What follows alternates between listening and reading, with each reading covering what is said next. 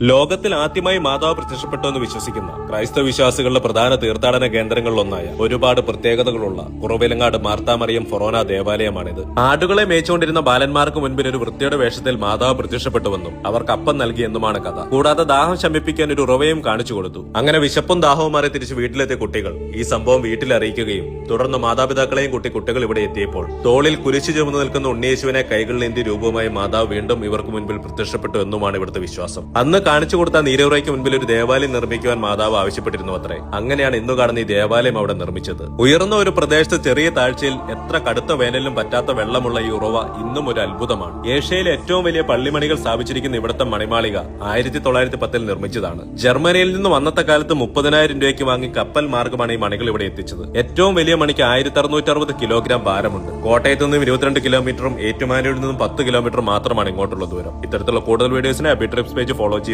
മറക്കരുത്.